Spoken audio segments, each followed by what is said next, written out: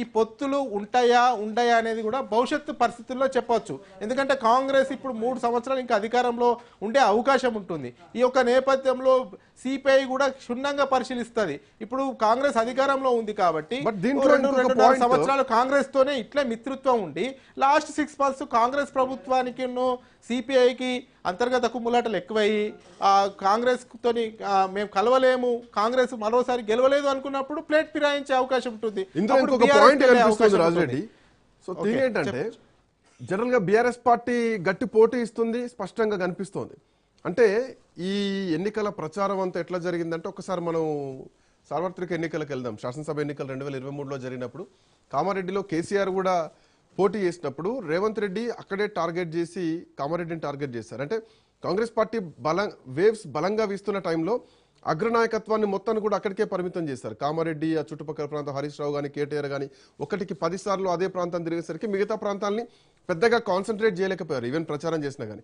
Even same అదే లాంటి పరిస్థితి ఈసారి మన మున్సిపల్ ఎన్నికల్లో ఒక్క మాటతో బీఆర్ఎస్ పార్టీని మొత్తం కూడా అదే మాటల చుట్టూ తిప్పారు. ఏది ఎవడు జాతిపిత, ఎవరికి జాతిపిత, ఎవరికి రా జాతిపిత అని చెప్పేసి ఒక సంచలన కామెంట్ చేస్తే దానిపైనే తిరిగింది రాజకీయం మొత్తం కూడా. ఈలోపు గ్రౌండ్లో కాంగ్రెస్ పార్టీ చేయాల్సింది చేసుకున్నారా?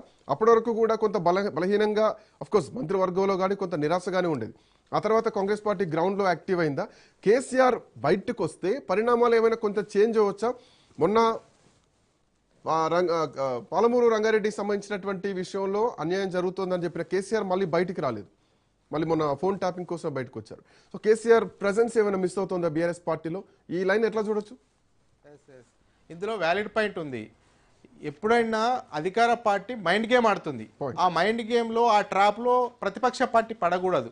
అదే ట్రాప్లో ఇప్పుడు బీఆర్ఎస్ పడినట్లు స్పష్టంగా కనబడతా ఉంది. ఎవరికి జాతిపిత, ఎవరికి జాతిపిత, ఎక్కడి జాతిపిత అని కేసీఆర్ పైన రేవంత్ రెడ్డి కామెంట్ చేశారు. ఆ కామెంట్ చేసిన దరిమిల మొత్తం బీఆర్ఎస్ నాయకత్వం క్షేత్రస్థాయి నుంచి టాప్ లెవెల్ వరకు, గ్రామ శాఖ అధ్యక్షుడి నుంచి పార్టీ వర్కింగ్ ప్రెసిడెంట్ వరకు ఆ అంశాన్ని పట్టుకొని దానిలోనే ప్రెస్ మీట్లు పెట్టడము, ప్రెస్ అటెండ్ అవ్వడము, అదేవిధంగా నిరసనలు చేయడము, ర్యాలీలు చేయడం, అదంతా కూడా మైండ్ డైవర్షన్ గేమ్. ఇదంతా కూడా పక్కా ప్లాన్ గా పకడ్బందీగా కాంగ్రెస్ అమలు చేసింది. దాని ట్రాప్లో బీఆర్ఎస్ పడింది. అందులో భాగంగానే అసలు మున్సిపల్ ఎన్నికలు అనేది పక్క జరిపి మొత్తం ఇదంతా ఈ అంశం పట్టుకున్నారు. అదేవిధంగా మిగతాది ఫోన్ ట్యాపింగ్ అంశము, అప్పుడే నోటీసులు ఇవ్వడము, కేసీఆర్కి నోటీసులు ఇవ్వడం, హరీష్ రావుకి నోటీసులు ఇవ్వడం, కేటీఆర్కి నోటీసులు ఇవ్వడం, సంతోష్ రావుకి నోటీసులు ఇవ్వడం, అయ్యో మమ్మల్ని మొత్తం నోటీసులు ఇస్తున్నారు, మా పైన కక్ష సాధింపు చర్యలు చేస్తున్నారని మొత్తం ఇటే తిరిగారు. కానీ అక్కడ మున్సిపాలిటీలో ఏం జరుగుతుంది, మున్సిపాలిటీలో స్ట్రెంథెన్ చేసుకుందాం, మున్సిపాలిటీని లో ఉన్నటువంటి సమస్యలను ప్రజల్లోకి తీసుకెళ్దాం, మరోసారి అవకాశం ఇవ్వని అడుగుదాము అనేది కూడా గ్రౌండ్ లెవెల్లో ఒక క్లారిటీ మిస్ అయిందని చెప్పుకోవచ్చు. ముఖ్యంగా ఓవైపు కేసీఆర్ బయటకు రాలే. కేసీఆర్ బహిరంగ సభ ఒకసారి పెట్టి ఇక నుంచి నా తడాకేందో చూపిస్తా, నేను బయటకు వస్తా, మొత్తము ఈ యొక్క కృష్ణా జలాలు కానీ గోదావరి జలాలు కానీ మొత్తం ఆంధ్రప్రదేశ్ ఆక్రమించుకుంటుంటే కూడా కాంగ్రెస్ ప్రభుత్వం కళ్ళప్పగించి చూస్తుంది, మొత్తం చంద్రబాబుకు దారాదత్తం చేస్తుండు, ఇక నుంచి ఉద్యమాలు ఉంటాయి, పోరాటాలు ఉంటాయి, ప్రజల్లోకి వస్తా, బహిరంగ సభలు పెడతా, నా తడాకేందో చూపిస్తాను కేసీఆర్ చెప్పిండు. కానీ చెప్పిండు కానీ ఇంతవరకు బయటకు రాలేదు. మాటల్లో ఉన్నటువంటి చిత్తశుద్ధి ఆచరణలో కనబడట్లేదు. ఇక్కడే బీఆర్ఎస్ క్లారిటీ మిస్ అవుతుంది. ఏదైతే ఒక వ్యక్తి పైన విశ్వాసం కలగాలన్నా, ఒక వ్యక్తి పైన నమ్మకం కలగాలన్నా మనం ఏదైతే చెప్తామో దాన్ని ఆచరణలో చూచాలి. ఆ ఆచరణ లోపం అయితే బీఆర్ఎస్లో కనబడుతుంది. మొత్తం మీరు అన్నట్టు ఓవైపు ఫోన్ ట్యాపింగు, మరోవైపు విమర్శలకు పరిమితం అవడం, ఇంకోవైపు కేటీఆర్ ఆ సిరిసిల్ల నియోజకవర్గం ఆయన చూసుకున్నాడు.